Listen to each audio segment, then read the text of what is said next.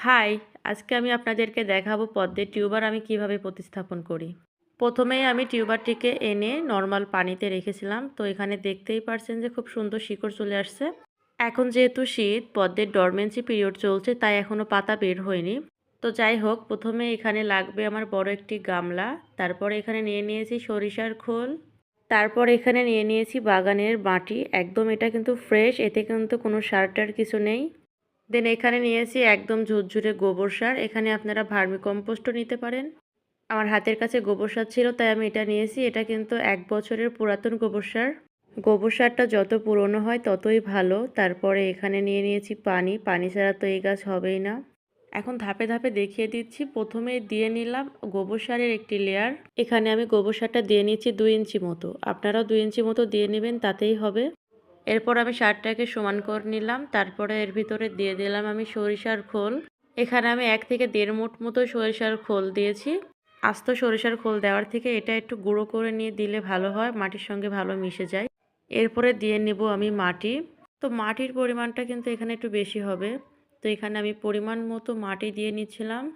এখানে যে মাটির দলাগুলো দেখা যাচ্ছে এগুলো কিন্তু এমন থাকলে সমস্যা নেই। পানি দেওয়ার ফলে কিন্তু এটা একদম গলে পাক হয়ে যাবে। তারপরেও আমি যতটুকু সম্ভব মাটির দলাগুলো এখানে ভেঙে দিচ্ছি। তো এখানে আমার মিডিয়াটা রেডি হয়ে গেছে। আপনারা যদি চান তাহলে কয়েকটা দানা ডিএপি সার আর ১ চামচ পটাশ সার দিয়ে দিতে পারেন। আমার কাছে না থাকার কারণে এখন আমি দিলাম না, তবে আমি পরে কাগজে মুড়িয়ে দিয়ে দিব। দেন এখন গামলাটা ভর্তি করে পানি দিয়ে দিতে হবে। আর একটা কথা বলি, এখন কিন্তু শীতকাল, এখন যেহেতু পদ্মের ডরমেন্সি পিরিয়ড চলছে, এখন কিন্তু পদ্মের গ্রোথ একদমই থেমে আছে। টিউবার যেহেতু কিনেই ফেলছি তো এটার প্রতিস্থাপন তো করতেই হবে। আর এখন গ্রোথ না হলেও সমস্যা নেই। গরমের শুরু অর্থাৎ মার্চ মাস থেকে যখন গাছটা গ্রোথ নেবে ১ মাসের মাথাতেই কিন্তু ফুল চলে আসবে। আর আরেকটা কথা হচ্ছে, পদ্মের মিডিয়া যদি আগে থেকে রেডি করে রাখা যায় তাহলে কিন্তু আরও বেশি ভালো হয়। এই টিউবারটা হচ্ছে আমার হুট করে নেওয়া হয়ে গেছে, এজন্য আমি আগে থেকে মিডিয়া রেডি করে রাখতে পারিনি। আর আমি কয়েকদিনের জন্য বাসার বাইরে যাব, এজন্য আমি হুটহাট করে মিডিয়া রেডি করে পদ্মের টিউবারটা প্রতিস্থাপন করে দিলাম।